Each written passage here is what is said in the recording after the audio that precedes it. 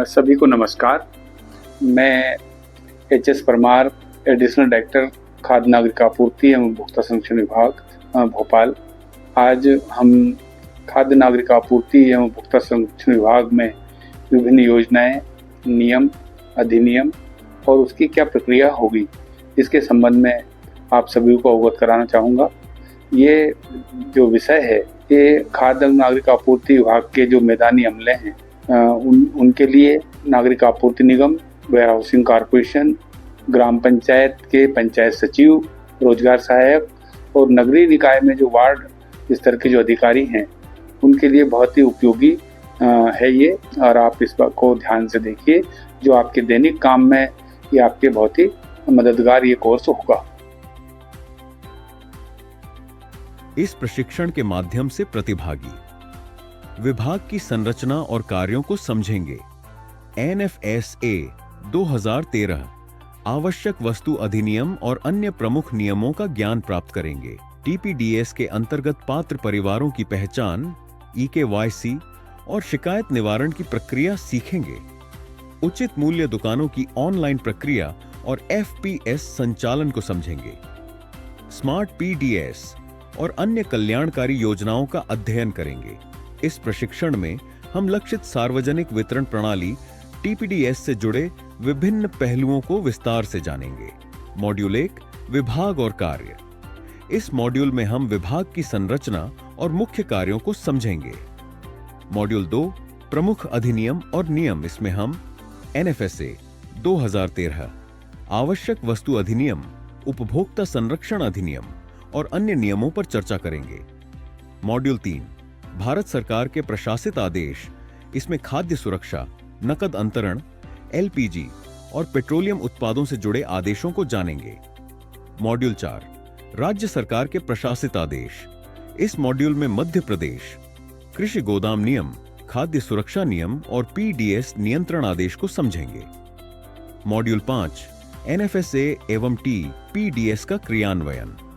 इसमें हम पात्र परिवारों की पहचान, शिकायत निवारण और पारदर्शिता संबंधी प्रावधानों पर ध्यान देंगे। मॉड्यूल 6 उचित मूल्य दुकानें, FPS। इसमें हम FPS की आवंटन प्रक्रिया, पात्र संस्थाओं और ऑनलाइन प्रणाली को सीखेंगे। मॉड्यूल 7 पात्र परिवार एवं पात्रता पर्ची। इसमें परिवारों की श्रेणियां, आधार सीडिंग, EKYC और पात्रता पर्ची जारी करने की प्रक्रिया शामिल होगी। मॉड्यूल 8 संदेहास्पद हितग्राही और टारगेटिंग। इस मॉड्यूल में हम राइटफुल टारगेटिंग और अपात्र हितग्राहियों के विलोपन की प्रक्रिया समझेंगे। Module 9 smart PDS। इसमें हम ICT आधारित मॉड्यूल, मोबाइल ऐप्स और शिकायत निवारण प्रणाली को जानेंगे।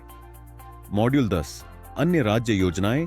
इसमें युवा अन्न दूत योजना, SC/ST छात्रावासों हेतु रियायती खाद्यान्न, दीनदयाल रसोई और उज्ज्वला योजना शामिल होंगी। आइए अब पहला मॉड्यूल देखते हैं।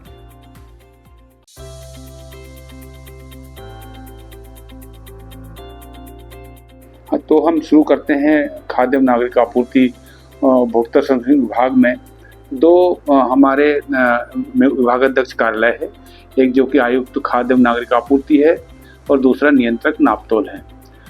इनमें जो मुख्यतः जो काम है आयुक्त खाद्य नागरिक आपूर्ति का, वो समर्थन मूल्य पर खाद्यान्न उपार्जन, भंडारण और उसका निस्तारण, नीति बनाना, क्रियान्वयन करना। समर्थन मूल्य पर जो धान उपार्जन किसानों से हम करते हैं, उसकी धान की मिलिंग करवाना, मिलिंग से चावल प्राप्त करना। साथ ही सार्वजनिक वितरण प्रणाली के अंतर्गत पात्र परिवारों को राशन का वितरण, समर्थन मूल्य पर उपार्जित खाद्यान्न और सार्वजनिक वितरण प्रणाली के अंतर्गत जो राशन हम बांटते हैं, उसका भंडारण, उसका वैज्ञानिक रखरखाव। साथ ही आवश्यक वस्तुओं के निर्बाध आपूर्ति एवं मूल्य नियंत्रण हेतु निगरानी एवं उपभोक्ता संरक्षण से संबंधित कार्य विभाग के प्रमुख कार्यों में हैं।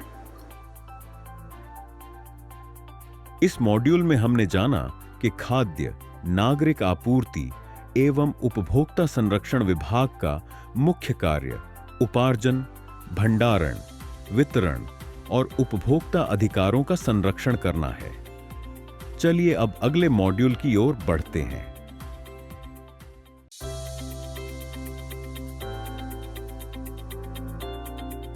जिस नियम अधिनियम के तहत हम विभाग में काम करते हैं उसमें सबसे महत्वपूर्ण जो है वो राष्ट्रीय खाद्य सुरक्षा अधिनियम 2013 है। अधिनियम के तहत पात्र परिवारों का चिन्हांकन, उनको राशन का वितरण, साथ ही मध्याह्न भोजन योजना, मातृत्व सहायता योजना, पोषण आहार और इसकी मॉनिटरिंग, ये इस अधिनियम के तहत प्रावधानित है। दूसरा, आवश्यक वस्तु अधिनियम 1955, जिसमें कि आवश्यक वस्तुओं की उपलब्धता, उसका वितरण एवं नियंत्रण के उपाय और बाकी नियंत्रण आदेश बनाने का प्रावधान है। चोर बाजारी निवारण तथा आवश्यक वस्तु प्रदाय अधिनियम 1980, आवश्यक वस्तु की उपलब्धता में अवरोध तथा चोर बाजारी करने वालों के विरुद्ध कार्रवाई का प्रावधान है। उपभोक्ता संरक्षण अधिनियम 2019, उपभोक्ताओं के हितों के लिए संरक्षण, उपभोक्ताओं के विवादों का प्रतितोषण का प्रावधान इसमें है। मध्य प्रदेश कृषि भंडारगृह अधिनियम 1947, जो गोडाउन्स है, भंडारगृह है, उसके लाइसेंस जारी इसमें के तहत किए जाते हैं। उसमें किस तरह से सामग्री का भंडारण होगा, रखरखाव होगा और नियंत्रण का पूरा प्रावधान अधिनियम 1947 में। इस प्रकार विभाग में जो अधिनियम है वो 5 अधिनियम के बारे में मैंने आपको बताया। इस मॉड्यूल में हमने समझा कि NFSA 2013 आवश्यक वस्तु अधिनियम, उपभोक्ता संरक्षण अधिनियम और भंडारण संबंधी नियम खाद्य सुरक्षा और पारदर्शिता के लिए अत्यंत आवश्यक है। चलिए अब अगले मॉड्यूल की ओर बढ़ते हैं।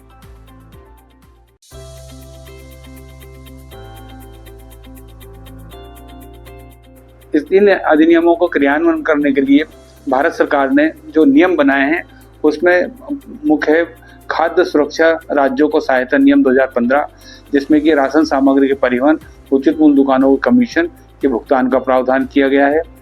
खाद्य सांख्यिकी का नगद अंतरण नियम 2015, वस्तुतः यह नियम लागू नहीं है पर यह प्रावधान किया गया है कि राज्य कभी भी अगर राशन उपलब्ध नहीं कराता है तो हितग्राहियों को नगद राशि का भी अंतरण कर सकते हैं। अगला है खाद्य सुरक्षा भत्ता नियम 2015, यदि किसी हितग्राही को कोई खाद्यान्न सामग्री का अफरा तफरी, कालाबाजारी हो जाने के कारण उसको सामग्री नहीं मिलती है तो इस नियम के तहत उनको समर्थन मूल्य का 1.25% भत्ता देने का भी प्रावधान इस नियम में भारत सरकार ने अभी किया है। भारत सरकार के प्रशासित नियंत्रण आदेश बनाए गए हैं। इसमें केरोसिन उपयोग पर निर्बंधन नियंत्रण आदेश 1993, यदि सार्वजनिक वितरण प्रणाली के अंतर्गत जो केरोसिन वितरण का उपयोग करते हैं उसको नियंत्रण करने का प्रावधान इस नियंत्रण आदेश में किया गया है।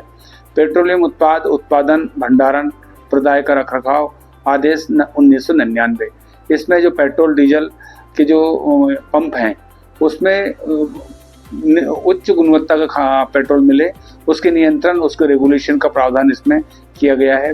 विलायक, रेफनेट और स्लाब अर्जन, विक्रय, भंडारण और ऑटोमोबाइल्स में उपयोग का निवारण नियंत्रण आदेश 2000, इसमें विलायक, रेफनेट और स्लाब के विक्रय और भंडारण पर विनियमन का प्रावधान है। द्रवित पेट्रोलियम गैस प्रदाय तथा वितरण नियम 2000, इसमें जो घरेलू गैस है उसके प्रदाय को और उसके वितरण को विनियमन किया जाता है। नाफ्ता, अर्जन, विक्रय, भंडारण और ऑटोमोबाइल में उपयोग का निवारण आदेश 2000, इसमें नाफ्ता के भंडारण और प्रदाय का विनियमन का प्रावधान किया गया है। द्रवित पेट्रोलियम गैस मोटरयान में उपयोग का विनियमन आदेश 2001, इसमें वाहनों में जो ऑटो एलपीजी का उपयोग जो किया जाता है उसका विनियमन किया जाता है। मोटर स्पीड तथा हाई स्पीड डीजल आयन प्रदाय तथा वितरण का विनियमन और अनाचार निवारण आदेश 2005, पेट्रोल डीजल पंपों पर डीजल का प्रदाय, पेट्रोल का प्रदाय, उसका वितरण एवं उसकी गुणवत्ता को नियंत्रण करने के लिए आदेश में प्रावधान किया गया है। लक्ष्य सार्वजनिक वितरण प्रणाली नियंत्रण आदेश 2015, इसमें भारत सरकार द्वारा पात्र परिवारों का चिन्हांकन, उसको राशन के वितरण की व्यवस्था, ये सब प्रावधान इसमें किए गए हैं। इस मॉड्यूल में हमने सीखा कि खाद्य सुरक्षा नियम नकद अंतरण, केरोसिन, एलपीजी और पेट्रोलियम उत्पादों से संबंधित आदेश पीडीएस प्रणाली को नियंत्रित करते हैं। चलिए अब अगले मॉड्यूल की ओर बढ़ते हैं।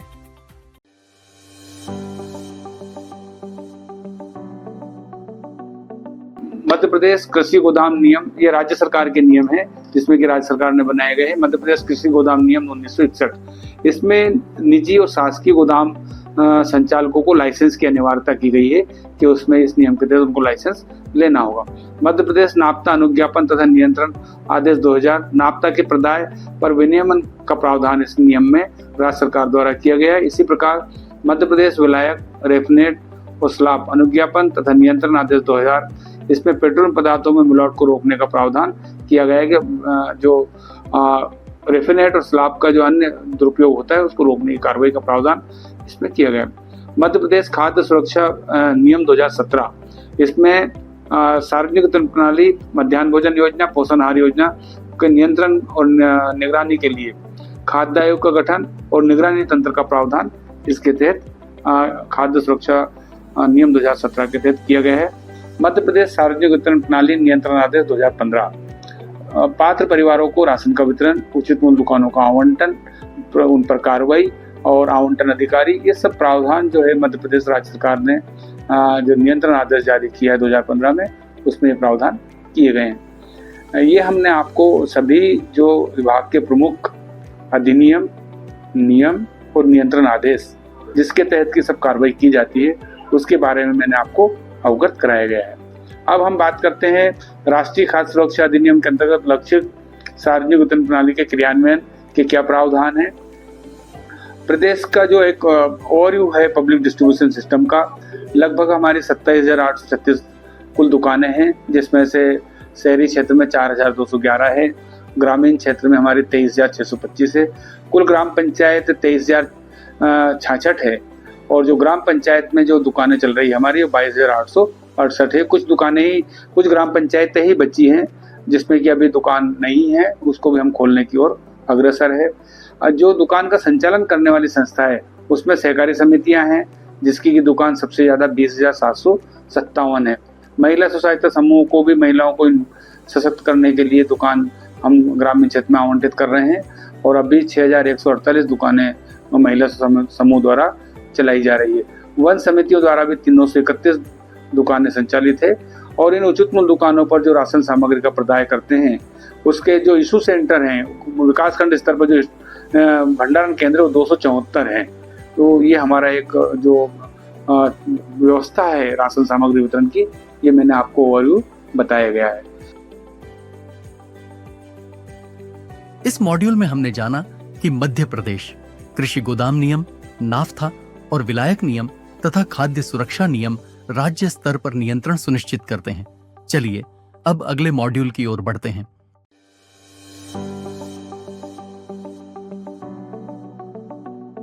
अब जो राष्ट्रीय NFS है यानी नेशनल फूड सिक्योरिटी एक्ट 2013 जिसका कि क्रियान्वयन मध्य प्रदेश में मार्च 2014 में किया गया है, जिसके के तहत हम पात्र परिवारों को चिन्हांकन, राशन सामग्री का वितरण, निगरानी, ये सब प्रावधान भारत सरकार ने इस एक्ट में किया गया है। पहला इसमें है कि TPDS targeted public distribution system के अंतर्गत पात्र परिवारों को खाद्य सुरक्षा सुनिश्चित करना इस एक्ट का मूल प्रावधान है। पात्र परिवारों की पहचान करना है इसमें। लक्षित सार्वजनिक वितरण प्रणाली में सुधार के बहुत सारे उपाय इस अधिनियम के तहत किए गए हैं। शिकायत निवारण तंत्र की स्थापना, जिला शिकायत निवारण अधिकारी की नियुक्ति, पारदर्शिता, जवाबदेही, जितने भी डॉक्यूमेंट है, जितने भी पात्र परिवार है उसको आपको पब्लिक पोर्टल में उपलब्ध कराना है। राशन वितरण का सोशल ऑडिट करना है।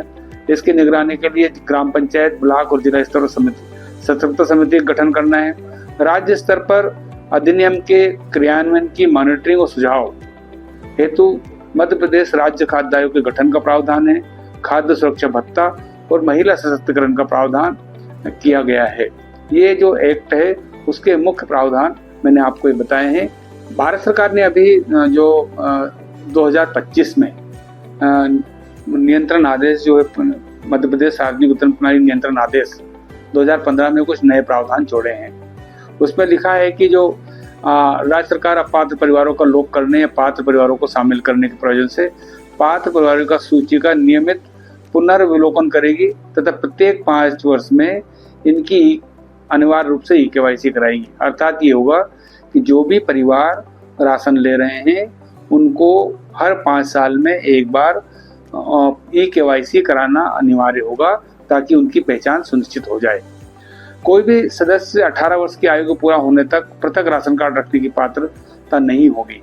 यानी परिवार का जो मुखिया होगा वो 18 साल से ज़्यादा उम्र का होगा। पृथक से बच्चों के राशन कार्ड नहीं बनाए जाएंगे। 5 वर्ष से कम आयु के बच्चों के लिए आधार संख्या दर्ज की जाएगी यदि उपलब्ध हो।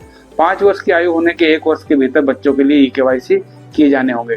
सामान्यतः जो बच्चे छोटे होते हैं उनका ई-केवाईसी नहीं हो पाता बायोमेट्रिक की वजह से, तो इसमें छूट प्रदान की गई है कि 5 वर्ष तक के बच्चों को बिना ई-केवाईसी के भी अब राशन बांटे। 5 वर्ष जैसी उम्र अगर उनकी हो जाती है तो छठे वर्ष में उनको ई-केवाईसी कराना अनिवार्य होगा। राज्य सरकार उन परिवारों के राशन कार्ड अस्थायी रूप से रोक सकेगी जिनने पिछले 6 महीने में निरंतर रूप से राशन प्राप्त नहीं किया है।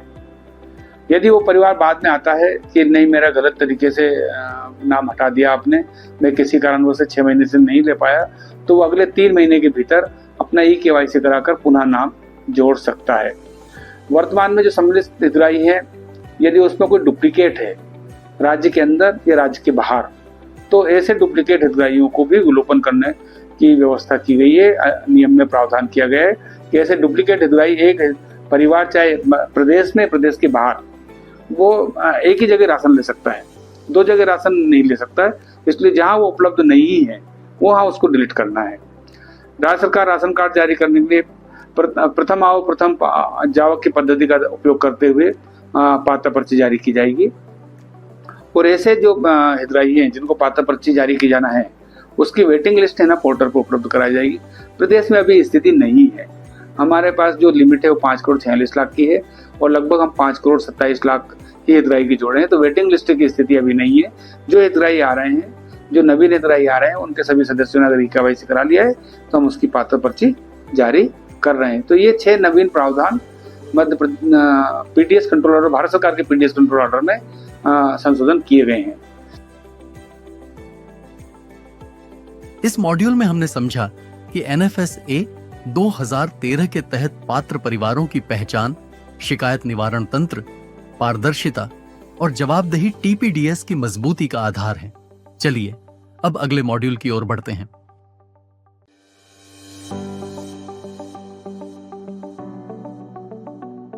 उचित मूल्य दुकानों को जो आवंटन है वो 2015 के प्रावधान के अंतर्गत है। जिला मुख्यालय पे जिला आपूर्ति नियंत्रक या जिला आपूर्ति अधिकारी नवीन दुकान का आवंटित करते हैं। शेष क्षेत्र जिले के शेष क्षेत्र में अनुभागीय अधिकारी राजस्व को दुकान आवंटन करने का प्रावधान किया गया है। उचित मूल्य दुकान का आवंटन सहकारी संस्थाओं को, उपभोक्ता सोसाइटी, विपणन, उत्पादक, संसाधन, बहुप्रयोजन, महिला सहायता समूह, संयुक्त वन प्रबंधन समिति को देने का प्रावधान है। उचित मूल्य दुकान आवंटन का जो है एक हमने एम राशन मित्र पोर्टल पर ऑनलाइन पोर्टल बना रखा है। पहले विभाग द्वारा विज्ञापन जारी किया जाता है कि जो पंचायत रिक्त है या जो वार्ड रिक्त है वो दुकान का आवंटन का पोर्टल पर ऑनलाइन आवेदन होता है। आवेदन के बाद दस्तावेज प्रस्तुत किए जाते हैं। दस्तावेज जब आते हैं तो उसको अनुभागीय अधिकारी या जिला आपूर्ति नियंत्रक द्वारा उन दस्तावेजों को परीक्षण किया जाता है। परीक्षण में यदि 1 से ज़्यादा संस्थाएं पात्र पाई जाती है तो उसको लॉटरी के माध्यम से संस्था का चयन किया जाता है। दूसरा, संस्था के चयन होने के उपरांत उसको हम पीओएस मशीन उपलब्ध कराते हैं ताकि उससे राशन हो। दुकान के संचालक को गोदाम की व्यवस्था, तोल कांटा, विक्रेता सूचना बोर्ड आदि की व्यवस्था करनी होती है। दुकान से राशन प्राप्त करने वाले परिवारों को संलग्न करने का कार्य जिला आपूर्ति नियंत्रक या जिला आपूर्ति अधिकारी द्वारा किया जाता है। ये सामान्यतः जब दुकान रिक्त होती है तभी दुकान आवंटन की कार्रवाई की जाती है। सामान्यतः दुकान लगभग कुछ पंचायतों को छोड़कर सभी जगह दुकान संचालित है। इस मॉड्यूल में हमने जाना कि एफपीएस का आवंटन सहकारी समितियों, महिला स्व सहायता समूहों और ऑनलाइन पोर्टल के माध्यम से किया जाता है। चलिए अब अगले मॉड्यूल की ओर बढ़ते हैं।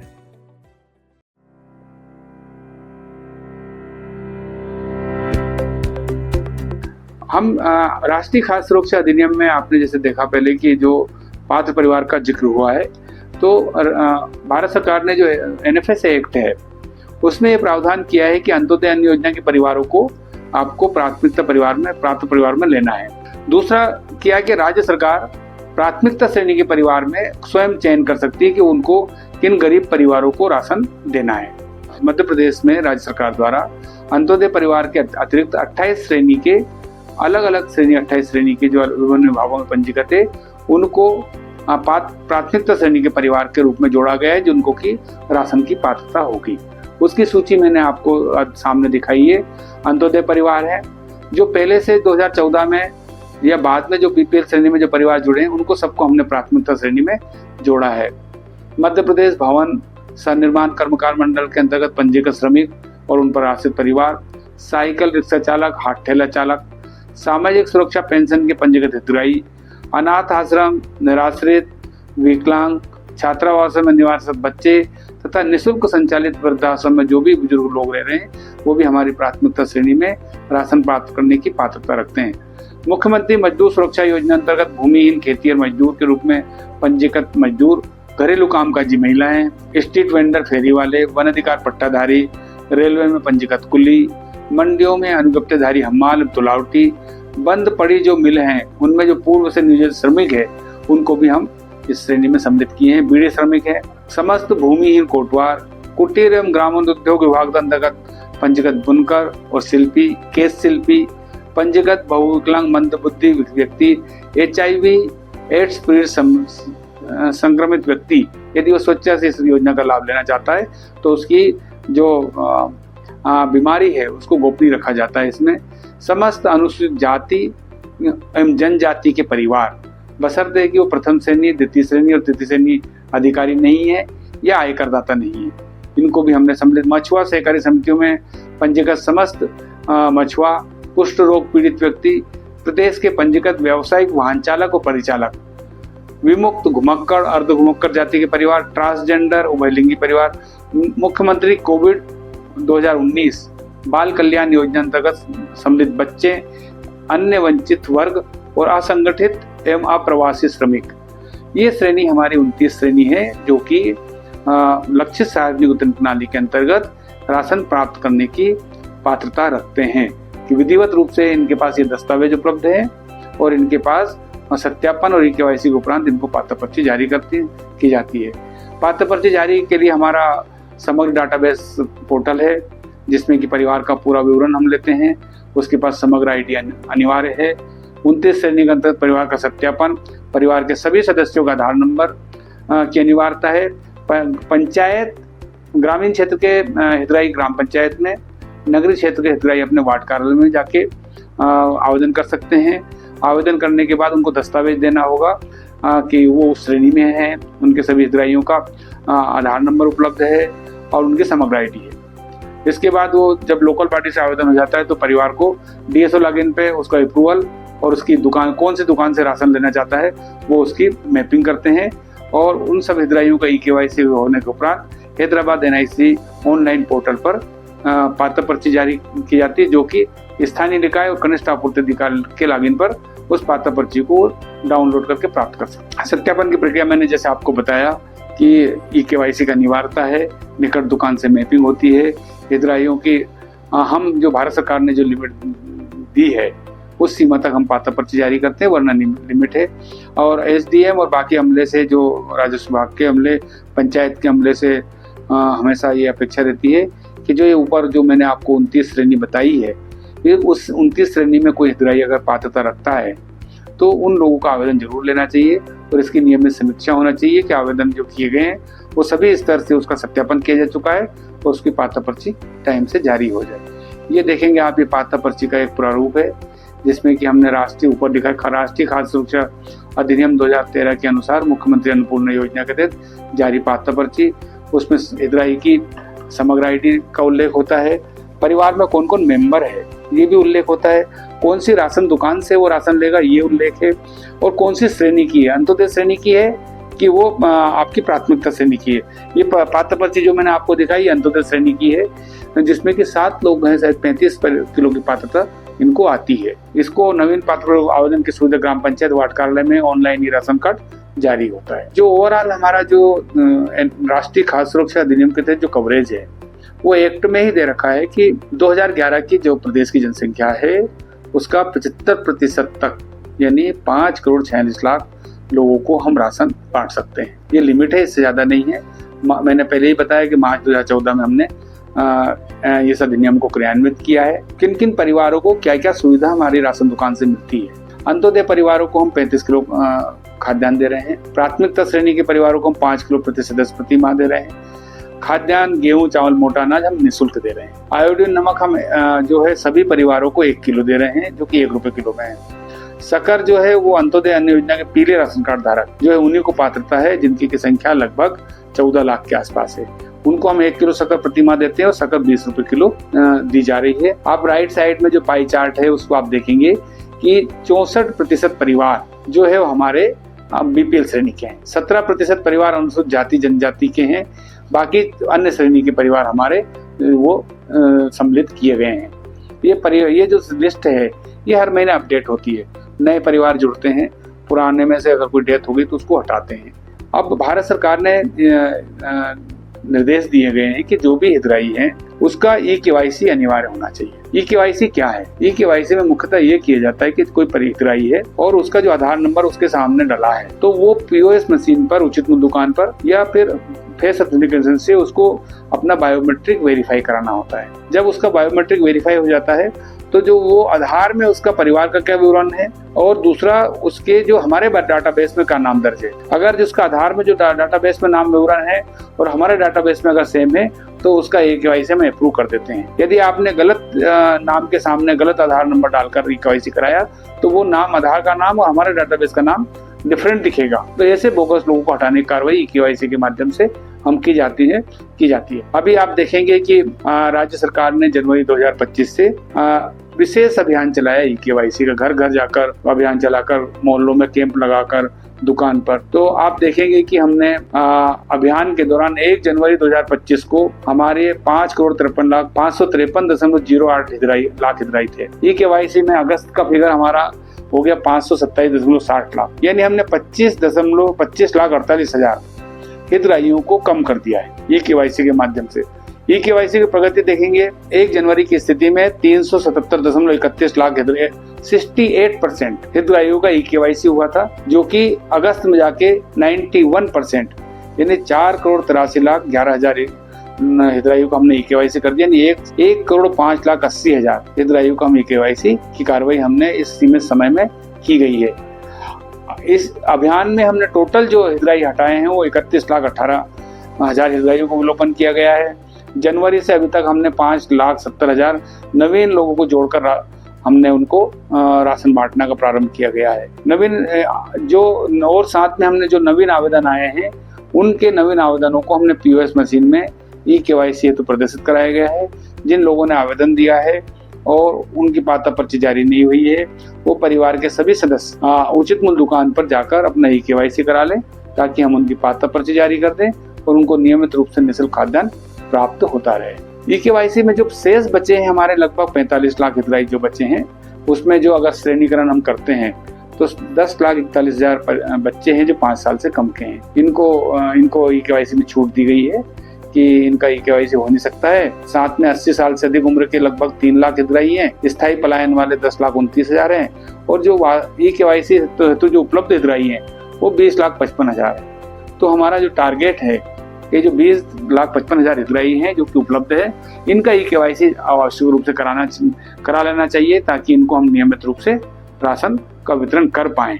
माह, जून, जुलाई, अगस्त में हमने अभियान चलाकर जो ई-केवाईसी किया है और राशन वितरण किया है और जो अपात्र लोगों को हटाया है उसकी वजह से हमारा जो वितरण का प्रतिशत है उसमें 4% की वृद्धि हुई है और हम 3 महीने का एक मुफ्त राशन जो है 97% परिवारों को बांट पाए हैं।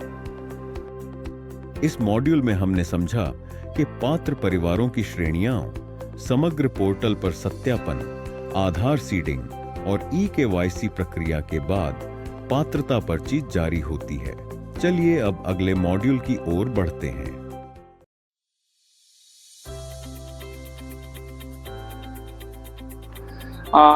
भारत सरकार ने एक और जो वास्तविक हितग्राही, भारत सरकार की मंशा है कि निःशुल्क खाद्यान्न जो है जो भारत सरकार हमको आवंटित कर रही है वो वास्तविक गरीब हितग्राहियों को मिलना चाहिए। अपात्र लोगों को राशन से बाहर करना चाहिए। भारत सरकार ने खाद्य एवं नागरिक आपूर्ति मंत्रालय ने विभिन्न अलग अलग मंत्रालयों से डाटा लिया और उन डाटा को हमारे जो पात्र परिवार जो है उससे उसको मिलान किया और कुछ संदेहास्पद हितग्राहियों को सूची जांच सत्यापन हेतु उपलब्ध कराई गई है, जिसकी की संख्या लगभग 75,35,000 है। जो ये अलग अलग श्रेणी में जो आपको उपलब्ध कराया है, ऐसे हितग्राही जिनका की कृषि भूमि 1 हेक्टेयर से अधिक है, क्योंकि हमारे जो 29 श्रेणी है उसमें भूमि का 1 या 2 श्रेणी को छोड़कर कहीं भी मापदंड निर्धारित नहीं है। तो इस संबंध में हम कितनी कृषि भूमि धारक को हम पात्र पर्ची के लिए अलाउ करेंगे, इस पर निर्णय होना शेष है, तो इस पर भी कार्रवाई अपेक्षित है। 2 नंबर पे आप देखेंगे कि आयकर विभाग में जिन लोगों ने 6 लाख से अधिक अपनी आय जो प्रदर्शित की है वो 1,57,49,000 है, कि जो 6 लाख से अधिक आय देते हैं। कॉर्पोरेट मंत्रालय से जो हमको विभिन्न कंपनियों में संचालक के रूप में जो पंजीकृत है वो 18,726 हितग्राहियों की सूची दी है। वस्तु एवं सेवा कर अनुसार 25 लाख से अधिक का व्यवसाय करने वाले 1,381 हितग्राही हैं। UIDAI आधार द्वारा ऐसे आधार नंबर उपलब्ध कराए गए हितग्राहियों के जो कि संदेहास्पद है, वो 3,13,441 है। 6 माह से राशन न लेने वाले 2,95,710, 12 माह से राशन न लेने वाले 52,643, डुप्लीकेट इंटर स्टेट में 99,605, डुप्लीकेट राज्य के भीतर 42, 18 वर्ष से कम उम्र के एकल सदस्य परिवार 10,887 है और 100 वर्ष से अधिक उम्र के हितग्राही है 3,708। इस प्रकार 75,35,947 हितग्राहियों की सूची भारत सरकार ने उपलब्ध कराई। जब इस डाटा का विश्लेषण किया गया तो 1,51,000 हितग्राही ऐसे पाए गए जो कि 1 से अधिक श्रेणी में। इस प्रकार जो यूनिक नंबर है वो 73,84,000 ही है। इसमें से हम लोगों ने, राज्य सरकार ने इस पर काम करना शुरू कर दिया है। जो ये 3 श्रेणी के हितग्राही हैं, आयकर विभाग में जिनने 6 लाख से अधिक इनकम शो की है, कॉर्पोरेट मंत्रालय के अनुसार पंजीकृत संचालक है, ये वस्तु एवं सेवा कर वाले हैं। 1,77,257 जो तीनों श्रेणी के लोग हैं, इसमें से 15,404 पहले से ही हमने विलोपन कर दिया है जांच करके। अब जो बचे हैं 1,61,852, इन हितग्राहियों को हमने इंडिविजुअल सूचना पत्र जारी किया है कि भाई भारत सरकार के मंत्रालय ने आपके बारे में आपकी आर्थिक स्थिति और पदेन स्थिति के संबंध में ये जानकारी हमको दी है।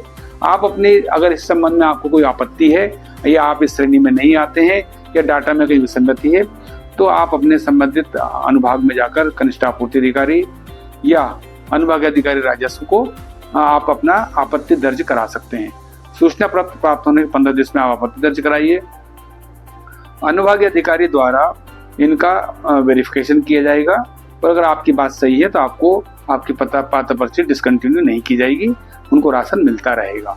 अभी तक लगभग 1,51,094% परिवारों को हम सूचना पत्र जारी कर चुके हैं, जिसमें कि और इसमें आगामी कार्रवाई करके जो लोग आर्थिक रूप से संपन्न हैं 3 श्रेणी में, उसको अगले माह से हटाने की कार्रवाई की जाएगी। दूसरी श्रेणी है जो 18 वर्ष से कम आयु के एकल सदस्य है, 100 वर्ष से अधिक उम्र के अधिक हितग्राही है। हो सकता है कि हमारा डाटाबेस में उनकी उम्र में कोई त्रुटि हो, तो उसके लिए एक प्रावधान किया कि आप KYC करा लीजिए, आपकी उम्र ठीक हो जाएगी, तो आप इस श्रेणी से बाहर हो जाएंगे। मंशा यह है कि 18 वर्ष से कम उम्र के जनरली सिंगल बच्चे परिवार के रूप में नहीं होते हैं, इसको हमको सत्यापन कराना है। अगर ये रह रहे हैं तो उनको हम पात्र पर्ची कंटिन्यूस रखेंगे। अगर ये अस्तित्वहीन है, डुप्लीकेट है या किसी दूसरे परिवार में सम्मिलित है तो उसको विलोपित कर दिया जाएगा। अभी भी हम लोगों ने 18 वर्ष से कम उम्र के लगभग 1747 हितग्राहियों को विलोपन कर चुके हैं, 9,140 ही हितग्राही बचे हैं। 100 वर्ष से अधिक उम्र के हितग्राही को 769 लोगों को हम विलोपित कर चुके हैं, 2,939 लोग ही बचे हैं। UIDAI ने जो हमको संदेहास्पद आधार वाले दिए थे वो 3,13,441 को हम पूरा विलोपन कर चुके हैं। 6 से 12 माह और 12 माह से अधिक के जो हितग्राही हैं जिनने राशन नहीं लिया है, वो हमने डाटाबेस से इसको कैलकुलेट किया है और लगभग इसमें 2,18,000 12 माह वाले हैं और 12 माह से अधिक वाले 6,171 इन हितग्राही को हम हटा चुके हैं। ये प्रति माह हम कार्रवाई कर रहे हैं, इसमें जिले से कोई कार्रवाई अपेक्षित नहीं है, ये डाटाबेस से ही हम करते हैं। डुप्लीकेट इंटर स्टेट में 14,000 हटा चुके हैं, 85,126 है। ये जो बचे हैं इनका KYC अगर करा ले, हमारे राज्य में रह रहे हैं तो इनकी पात्र पर्ची लगातार जारी रहेगी। 1 हेक्टेयर से अधिक भूमि धारक हितग्राहियों में भी हमने पुराने आधार पर 2,92,761 का विलोपित कर चुके हैं। अभी मैं जैसे पहले आपको मैंने बताया पात्र परिवारों में भूमि का जो मापदंड है अभी निर्धारित नहीं किया गया है राज्य सरकार द्वारा। इसमें अभी कार्रवाई राज्य सरकार के निर्णय के अनुसार कार्रवाई की जाएगी। तो आप देखेंगे ये 11 श्रेणी के जो 75,35,000 जो हितग्राही भारत सरकार ने हमको दिए हैं, उसमें अभी तक राज्य सरकार ने, जिला प्रशासन ने 8,62,888 लोगों का विलोपित कर चुके हैं। 66,73,000 हितग्राही बचे हैं, जिसमें कि हम ऊपर वाली श्रेणियों में हम निरंतर कार्य कर रहे हैं। जो अगर जिलेवार डाटा देखेंगे कि जो भारत सरकार ने जो 73 ले दिए, उसमें बालाघाट, सागर, छिंदवाड़ा, राजगढ़, छतरपुर, बैतूल, सिवनी, शिवपुरी, सतना, धार, इन जिलों में 2 लाख से अधिक हितग्राही हैं, जो कि वो संदेहास्पद हितग्राही हैं। जो भारत सरकार ने संदेहास्पद हितग्राही सूची दी है, उसका तात्पर्य ये नहीं है कि इन सभी को विलोपित करना है। मौके पर आपको उनका सत्यापन करना है। गरीब परिवार अगर है, निवास कर रहा है, कहीं डुप्लीकेट नहीं है, पात्रता श्रेणी में आता है, तो उनको हमको हटाना नहीं है। केवल भारत सरकार ये मनसा है कि आप एक बार राज्य सरकार अपने मैदानी हमले से इनकी एक बार पुष्टि कर लें, उनकी पात्रता की जांच कर लें। ठीक है। जो जिले हैं जिनमें कि हितग्राही संख्या बहुत कम है, वो संभव सारे लगभग नए जिले हैं, जैसे पांडुरना है, मैहर है, हरदा है, बुरहानपुर, निवाड़ी, मऊगंज, आगरमालवा, श्योपुर, उमरिया, नीमच। ये हितग्राही ऐसे हैं जहाँ के 1 लाख से कम हितग्राहियों को जांच करना है। इस मॉड्यूल में हमने सीखा कि संदेहास्पद हितग्राहियों की पहचान, सत्यापन और अपात्र हितग्राहियों का विलोपन टीपीडीएस की पारदर्शिता को सुनिश्चित करता है। चलिए अब अगले मॉड्यूल की ओर बढ़ते हैं।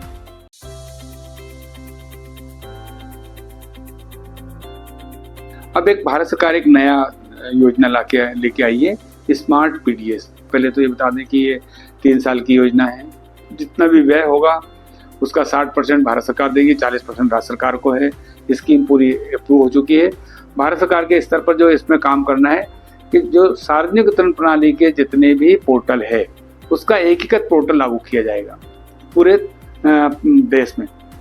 स्मार्ट पीडीएस के अंतर्गत भारत सरकार एक राशन कार्ड जारी करने, दुकान आवंटन, राशन वितरण, मॉनिटरिंग, कंप्लेंट, इन सबका गवर्नमेंट ऑफ इंडिया पूरे देश के लिए एक सॉफ्टवेयर बना रहा है, जो कि एक रूपता सारे जो अलग अलग राज्यों के जो सॉफ्टवेयर है, पोर्टल है, वो एक रूप हो जाएंगे। दूसरा, टेक्निकल यूज़ करके हमको बहुत सारा विश्लेषण करके इसमें भारत सरकार देगी। राज्य सरकार को इसमें जो समन्वय करना है भारत सरकार से, और जो हमारे स्टेट स्पेसिफिक स्कीम है या स्टेट स्पेसिफिक जो प्रावधान है, उसको उस भारत सरकार के सॉफ्टवेयर पोर्टल में हमको इसको इंक्लूड कराना है। एनआईसी दिल्ली इसमें एनआईसी तकनीकी सहयोग करेगी। एप्लीकेशन के निर्माण, एकीकरण, सेवा प्रदाता का चयन, डाटा संधारण, क्लाउड सर्वर भारत सरकार हमको इसमें उपलब्ध कराएंगी। समन्वय कर एप्लीकेशन के डिजाइन, विकास, परीक्षण, क्रियान्वयन, मतलब जो टेक्निकल काम है जो एनआईसी दिल्ली करेगी। राज्य सरकार इसमें समन्वय का काम करेगी, जो कि हमारे जो स्पेसिफिक स्टेट स्कीम है या प्रावधान है उसका पालन करेंगी। तो ये तीनों स्तर पर इसमें काम होना है। इसकी मुख्य विशेषता जो है ई-केवाईसी अनिवार्यता है कि आपको सभी हितग्राहियों का स्मार्ट पीडीएस के तहत सभी हितग्राहियों का ई-केवाईसी कराना है, 5 साल के बच्चों को छोड़कर। उचित मूल्य दुकानों पर ई-पॉस होना अनिवार्य है। रियल टाइम स्टॉक ट्रैकिंग और logistic monitoring, command control centre इसमें बनाना है। शिकायत निवारण और फीडबैक तंत्र और डैशबोर्ड और रिपोर्टिंग सिस्टम।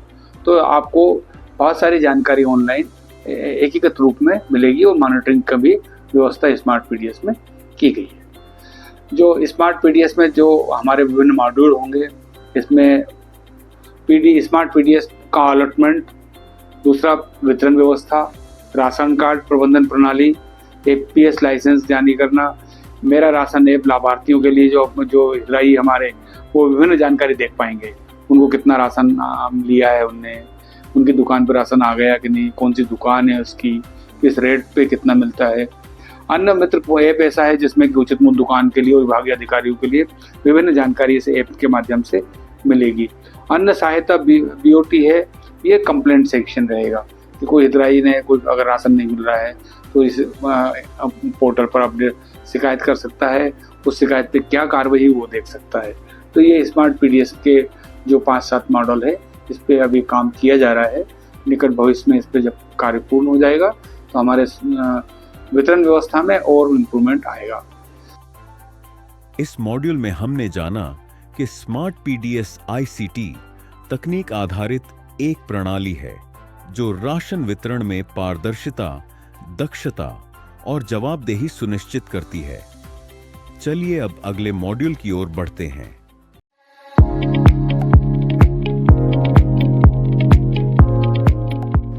अब राज्य सरकार की विभिन्न अलग अलग योजनाएं हैं इस सिस्टम को चलाने के लिए। मध्य प्रदेश सरकार ने एक इनोवेशन जो किया है 2 साल पहले कि जो प्रदाय केंद्र से उचित मूल्य दुकान तक जो सामग्री परिवहन करने के लिए ठेकेदार थे, वो ठेकेदारी व्यवस्था समाप्त कर दी और ये परिवहन का कार्य हमने बेरोजगार युवकों को दिया है, लगभग 894। उसमें हमने मुख्यमंत्री उद्यम क्रांति योजना के तहत इनको हमने ऋण स्वीकृत कराया बैंकों से। 1,25,000 हमने इनको मार्जिन मनी स्टेट गवर्नमेंट ने दी है और मुख्यमंत्री उद्यम क्रांति योजना के तहत इनको 3% ब्याज अनुदान CGTMS का भी लाभ इनको दिया गया है। वाहन जो है वो लगभग 75 कुंटल क्षमता के हैं। 7 वर्ष के लिए इनसे हमने एग्रीमेंट किया है। इनको जो किराया और बाकी जो प्रॉफिट है वो लगभग प्रति माह 1,65,000 से 1,95,000 रुपये हम इनको दे रहे हैं। वाहनों में GPS लगा है, माइक सिस्टम लगा है। GPS से हम इन वाहनों की ऑनलाइन मॉनिटरिंग कर रहे हैं। वाहनों पर विभाग की विभिन्न योजनाओं का प्रदर्शन भी किया गया है। इन वाहनों का किराया हमने पूरा ऑनलाइन SNS पर पोर्टल के माध्यम से कर रहे हैं। हितग्राही को कहीं भी अपना बिल या किसी भी कार्यालय में जाने की जरूरत नहीं। उसका मंथली जितना उसने ट्रांसपोर्ट किया है उसके जो एस्क्रो अकाउंट को सेंट्रल बैंक में उसमें सीधा भुगतान किया जा रहा है। इससे इस व्यवस्था से हमारा समय पर राशन पहुंच रहा है, बेरोजगार युवकों को रोजगार मिला है और जो राशन सामग्री की जो अफरा तफरी होती थी उसको बहुत हद तक हमने इस व्यवस्था से रोका है। इसके काफ़ी अच्छे परिणाम देखने को मिले हैं। देखिए, दूसरी जो हमारे अनुसूचित जाति जनजाति के विद्यार्थी हैं, कल्याणकारी संस्थाएं चल रही हैं, उसमें जो रहने वाले हैं बच्चे, OBC छात्रावास, SC ST के छात्रावास, वृद्धाश्रम, कल्याणकारी संस्थाएं, इनको हम उनके जो निवास आश्रम और इस हॉस्टल से भोजन के लिए खाद्यान्न उपलब्ध कराते हैं। इस स्कीम के तहत भारत सरकार हमको इन संस्थाओं के लिए 5 रुपये किलो गेहूँ और 6.5 रुपये किलो चावल हमको अलॉट करती है।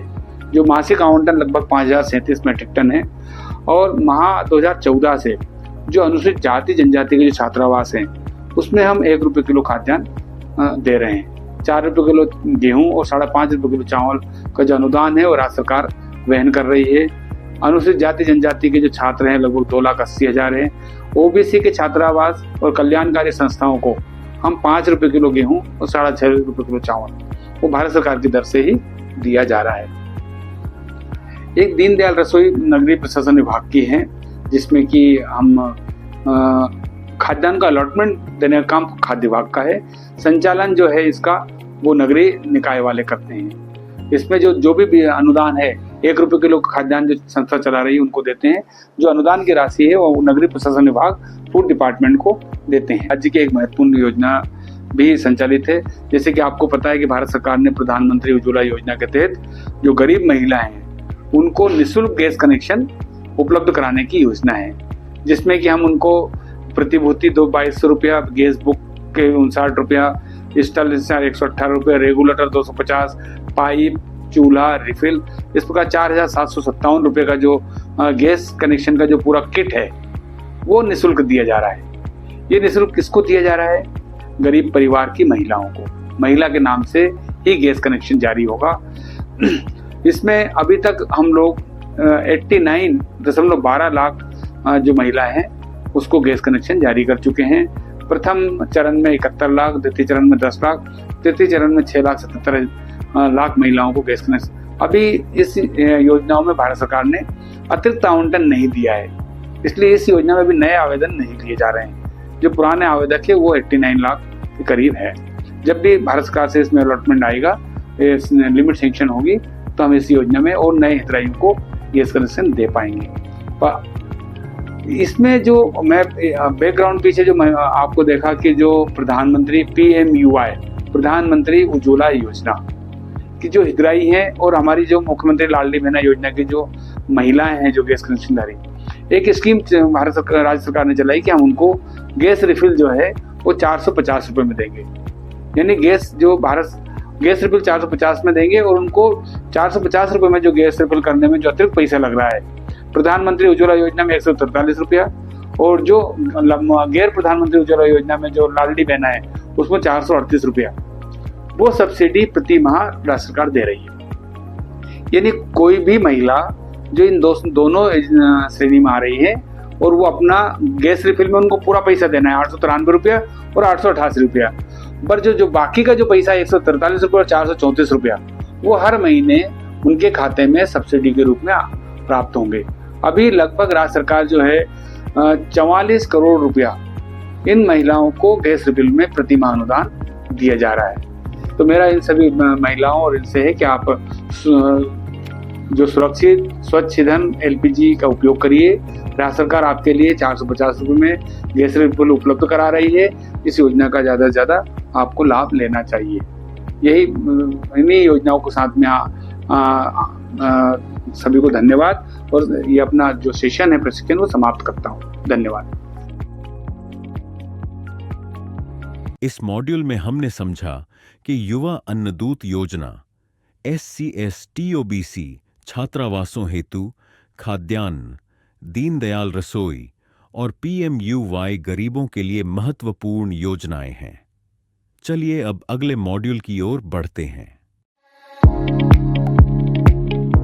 इस पाठ्यक्रम में हमने सीखा लक्षित सार्वजनिक वितरण प्रणाली TPDS के अंतर्गत खाद्यान्न के उपार्जन, भंडारण और वितरण की प्रक्रिया, राष्ट्रीय खाद्य सुरक्षा अधिनियम 2013 तथा अन्य संबंधित अधिनियमों और आदेशों की मुख्य विशेषताएं, पात्र परिवारों की पहचान, EKYC प्रक्रिया, पात्रता पर्ची जारी करने और मैपिंग की प्रणाली, शिकायत निवारण तंत्र, सतर्कता समितियों और राज्य खाद्य आयोग की भूमिका, स्मार्ट PDS जैसी तकनीकी पहल के माध्यम से पारदर्शिता, दक्षता और जवाबदेही सुनिश्चित करने के उपाय, अनुसूचित जाति जनजाति एवं OBC छात्रावासों के लिए रियायती दर पर खाद्यान्न प्रदाय तथा दीनदयाल रसोई योजना जैसी पहलें, प्रधानमंत्री उज्ज्वला योजना के अंतर्गत महिलाओं को निःशुल्क गैस कनेक्शन और रियायती गैस रिफिल की सुविधा।